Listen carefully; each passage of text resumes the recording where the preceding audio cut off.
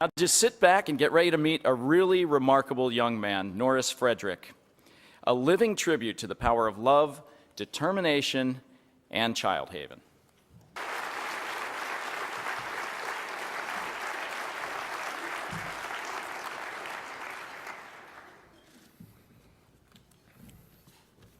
So I was told growing up that you can become a product of your environment. And if that's true today, then I don't know what I'm doing here in front of you guys. I grew up in Seattle to a single parent being raised by a single mother raising 4 children, in a house where beatings were more common than breakfast, and a father being drunk was more common than a father being present. And where the temptation for me to act out, run away, go astray, was much stronger than the temptation of me succeeding and the expectations of me doing well in school. If you add these kind of things into the life and the kind of experiences that I had involving racial discrimination, gang violence, disappointment, loss, and even death in my family, it was the recipe for failure for me. The product of that environment today would be in jail. He even might be dead, or at the very least, he'd be one messed up kid. He wouldn't have been a star high school athlete. He would have never been a student leader. He would have never attended the University of Washington on a full athletic scholarship. He would have never had earned a degree in computer science and another one in marketing. He would have never been one of the most decorated athletes in Washington state history.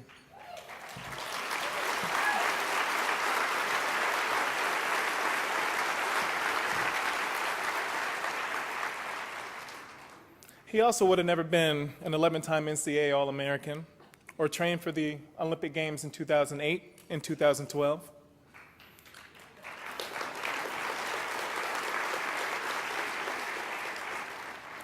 Or earned a job as an assistant coach at the University of California, Los Angeles.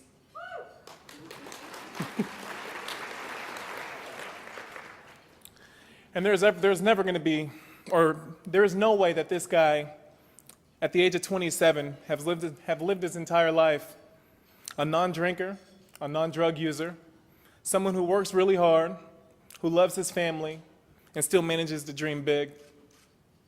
The product of that environment, I don't think that that's me. I prefer to look at myself as the product of my potential. I was just 2 years old.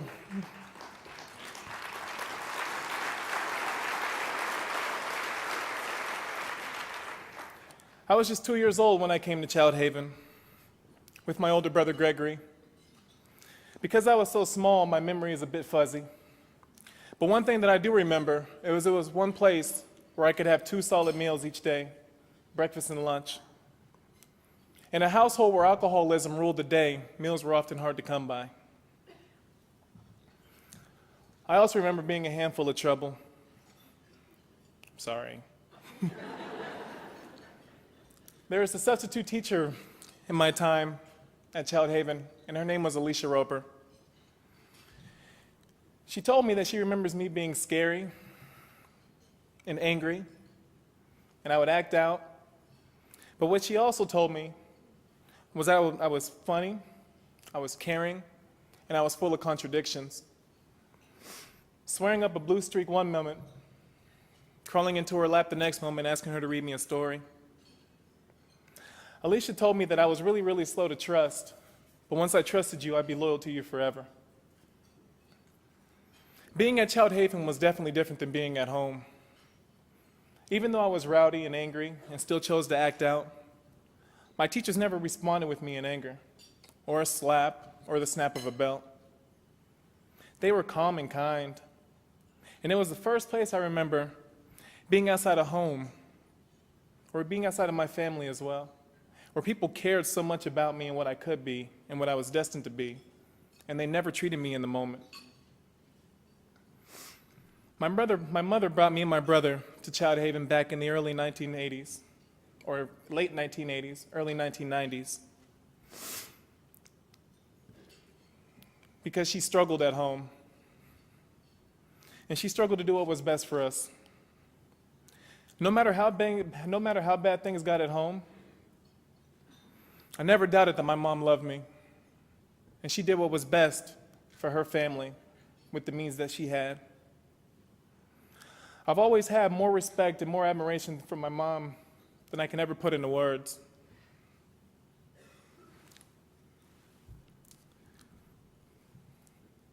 My father was a kind and generous man, and he would have did everything he possibly could to help his family, even if it meant for him to go to jail in hopes that it would help support. But when it came to him drinking, he just became a different individual, a violent individual. It was awful that somebody that I loved so much could be so affected by something that I hated so much, and that was the alcohol. My dad would get into terrible fights with my mother, and he was never slow to raise his hand to me and my older brothers. Every time that there was an argument, I knew for a fact that somebody was going to get beat up. At the very least, I knew somebody was going to walk away hurt. For a long time, that's how I thought that's what life was. I thought it was typical in every household. All the way until I got to 6th grade. I went to Eckstein Middle School, and I met a friend at the time. His name was Danny Sherrard, and he soon became my best friend afterwards. He would invite me over to his house on Saturdays to stay the night. I remember one Saturday morning, it wasn't like other Saturdays. I walked downstairs, walked into the kitchen, and his mother had made us breakfast, an English muffin with an egg and a sausage. That wasn't common in my house, so everything was just different. Didn't make any sense, but I thought it was cool. I remember picking up my breakfast and walking into the living room, and I sat down and watched TV. Danny was still upstairs asleep. I remember hearing his parents starting to argue. It got louder and louder. And then I heard the footsteps of Danny walking down the street or down the stairs. He walked into the kitchen and got his food and came out and sat right next to me as if nothing was going on. I remember turning to Danny and saying, "Danny, I think that we should leave." He looked at me and said, "For what?" I said, "Well, your mom and dad are arguing, and I don't want to see your dad beat your mom up." And he turned to me and said, "That's not how it happens." I looked at him and I was like, "I'm pretty sure that's how it happens." He told me that they were going to sit down, talk about it, and offer to take us to ice cream later.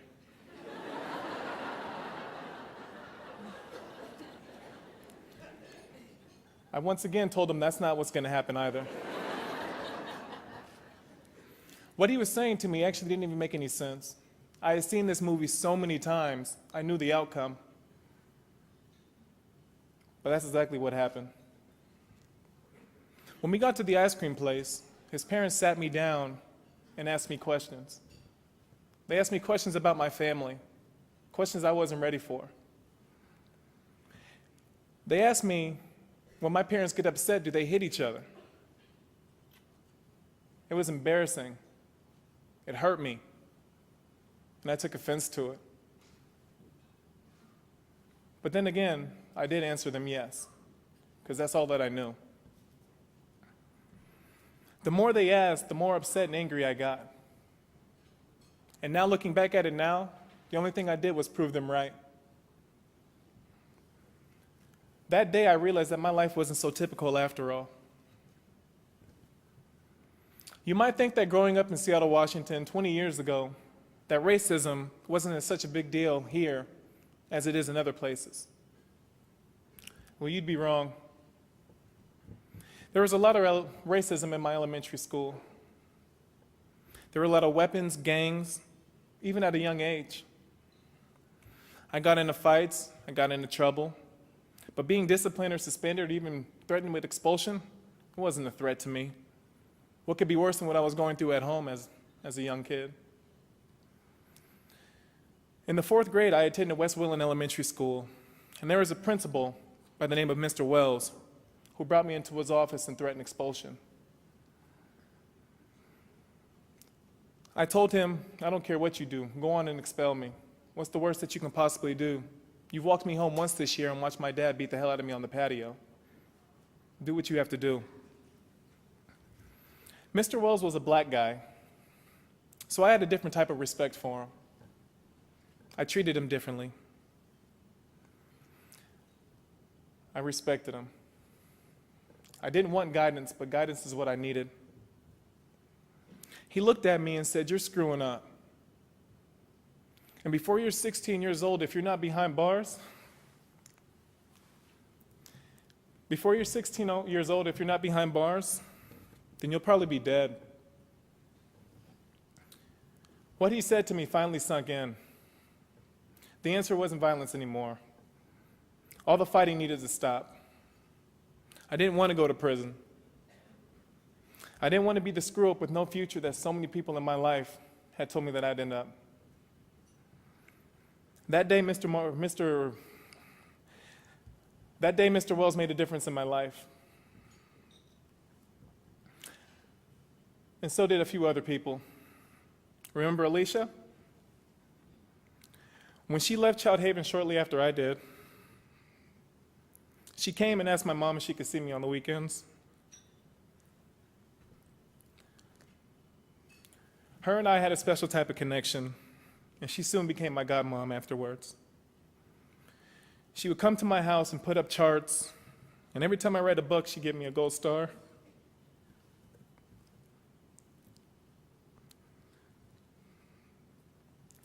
After a certain amount of gold stars,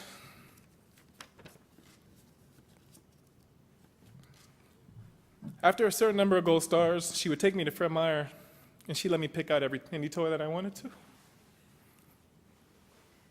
You guys can laugh, it's okay. She'd pick me up on the weekends and take me to lunch. She'd take me to the zoo. But everything we did was always education focused. One thing that I've always admired about Alicia, she didn't look like me, she didn't dress like me, she didn't talk like me, and she sure didn't relate to me like my father did when he got upset. Instead, Alicia would sit me down and tell me things like, "I'm disappointed in you." When those words came out of her mouth, I'd rather her had taken off a belt and hit me. I never heard those words before, so it hurt. My relationship with Alicia was the first time that I had ever trusted somebody that wasn't black. And she's been in my life ever since. In middle school, I started playing basketball, and by the time I got to Roosevelt High School, I was a freshman playing on the varsity basketball team. But I was still angry and chose to act out.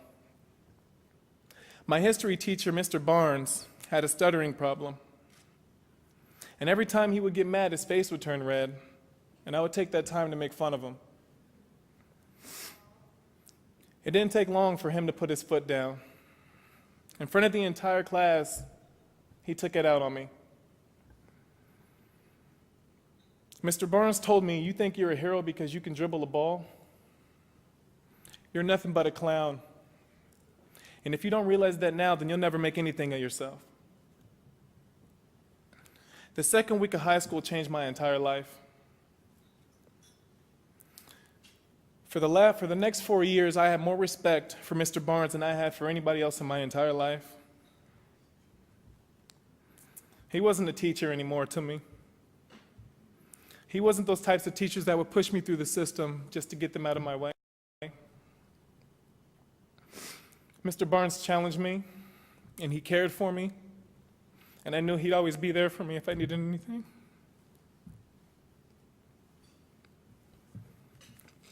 Like the time when I got upset with my mom and used a swear word and my mom told me to leave. I had nobody else to call, so I called Mr. Barnes.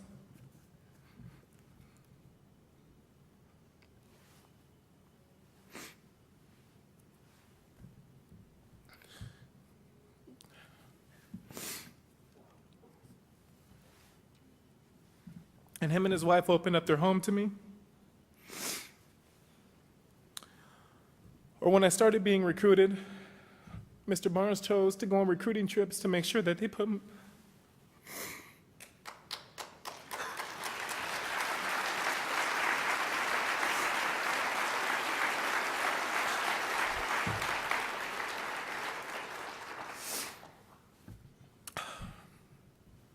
Okay, we got it.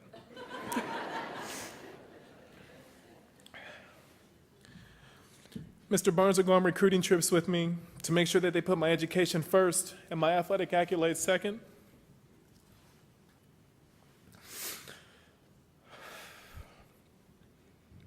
I'm honored today to tell you guys that Alicia and Mr. Barnes are here today, along with my mother, my lovely mother, Darlene. And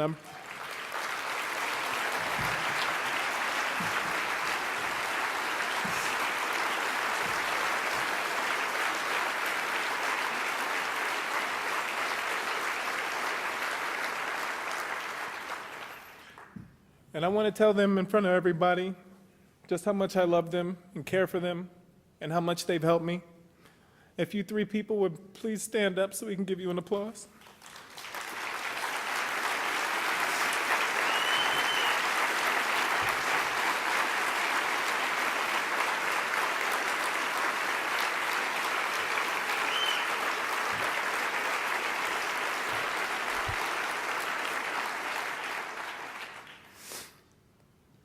By the time that I graduated high school, I'd gotten into track and field. It wasn't like basketball. I didn't have a team of 5 other people to help me out when I couldn't pick up the slack for myself. My success in track and field was solely dependent on me. If I wanted something great to happen, I had to put in the legwork. But if something went wrong, I had nobody else to blame but myself. I won 5 state championships in just 3 years while I was in high school. I broke every high school record that there was. I was named the best track and field athlete in the entire country by my senior year.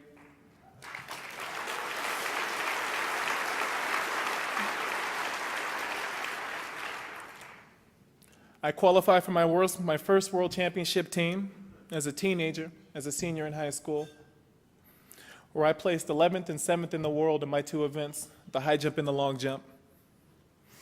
I had my pick at any college in the entire country with a full athletic scholarship. And when I signed with the University of Washington, I felt like I owned the world. But just 1 month into my freshman year, I remember my dorm room phone ringing. It was my mom calling me, and I had never heard her cry like that before in my life. And she kept saying that there was an emergency and that I needed to come home. Without any question, I got in my roommate's car and I left. The entire drive, I was just telling myself, please let there be nothing going on with my mom or just my little brother. Anything else I can handle. I remember pulling up to the driveway at about 3 o'clock in the morning, and I saw that every light in the house was on. And I also saw my mom sitting in the backyard, holding herself, rocking, crying. I asked no questions. I just hugged her and told her everything was going to be okay. And she looked at me and said, "Norris, your father's been stabbed to death by his girlfriend."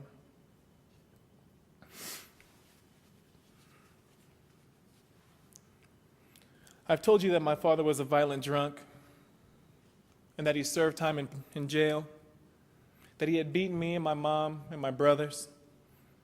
But what I didn't tell you guys is how much I loved him. My father was a good man with an even better heart, but just a bad problem. And as far as my 3 brothers, they weren't his kids by blood, but he took care of them. And when he wasn't drinking, he was funny and giving, and he would tell me things like, "Be better than me." There were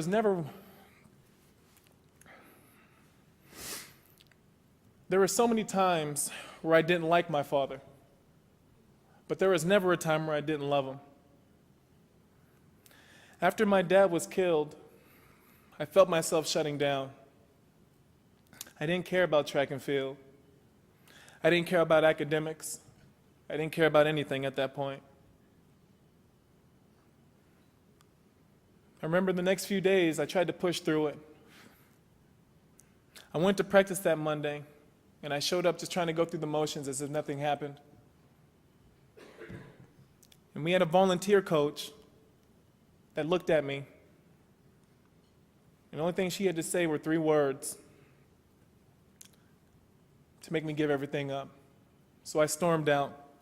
I headed back to my dorm room. I was going to pack all of my things. I was done.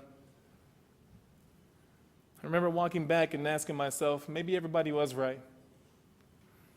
Maybe I wouldn't amount to anything. Or maybe I just didn't care at the end of the day. Then the head track and field coach, Greg Metcalf, showed up at my dorm room with the support of my mom behind him. They sat me down on my bed and told me that they weren't going to let me quit, that they wouldn't give up on me, and they wouldn't let me give up on myself. I could clearly see in their eyes that they believed in me, and they weren't about to stop letting me believe myself. That was the first time since my father's death that I actually shed a tear. My coach grabbed my shoulder, and he said, "Norris, if it takes you 6 years to graduate from this university, I'll pay out of my own pocket." He reminded me that he wasn't going to let me be a failure. He told me I wasn't going to be behind bars. And then he said he would never let me be a product of my environment. I looked at him and I said, "Coach, don't make promises to me that you don't mean, or ones that you can't keep. I've had enough broken promises in my life." He looked at my mom and said, "Darlene, I'll take care of your son as if he were my own." He looked at me and said, "You take all the time you need, but don't give up on me, because I'd never give up on you." I took a few months. I tried my best to deal with my father's death.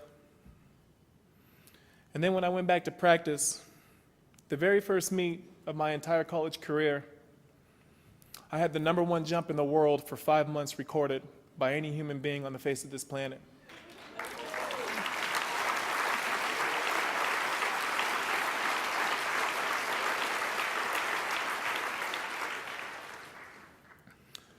All the anger that I kept inside and let build up, I finally found a release for it. My life actually changed that day. I had a future. I had things to lose. And I had things to work for. And as far as Coach Metcalf, for the next 4 years, he held up his end of the bargain. He treated me just like one of his sons. During my college career, I had a career that many young men would only dream about. Records broken, honors, awards, so many different opportunities. Although I was always proud of what I achieved, I was always looking for my next win. And when it came to the Olympics and training for the Olympics, I gave everything that I had. I sacrificed everything. I competed all over the planet, and I also won all over the planet. I was sure that in 2012, I'd make my first Olympic team. I fell short just by 2 inches. 2 inches. You know, but that's just how track and field is. And that's how life is as well. We measure our progress on our path in inches. A mother who loves you and believes in you, you can move forward a few inches. A godmother who teaches you how to trust, you can move forward a few more inches. A difficult home, a death in your family, a death of your father, fall back a few inches. A caring teacher and a coach who will not let you give up under any circumstance, inch forward just a few more steps. A new job, getting paid to do what you love to do, inch further down that pathway. More training, higher hopes, bigger dreams. The 2016 Olympic Games are just inches down my pathway. The product of my environment? I don't think so, not anymore. I like to look at myself as a product of my potential. Thank you guys for listening to me. And I know you've heard all about my story. There are hundreds of children right now at Childhaven whose lives have already set them back a few inches. Children who've experienced further or worse than I ever had. Neglect that would actually break your heart. Abuse that we couldn't tolerate. But thanks to Childhaven and people like you, they will not become a product of their environment. They will not be harmed with the negative experiences that their life has marked them out to be at this moment. The children at Childhaven today, thanks to generous people like you guys, have unlimited potential to rise above their experiences and environments and to reach for the stars. I did, and I know that they can too. They just need you to help them inch down that pathway. Thank you for listening, and thank you for being here for the children of Childhaven.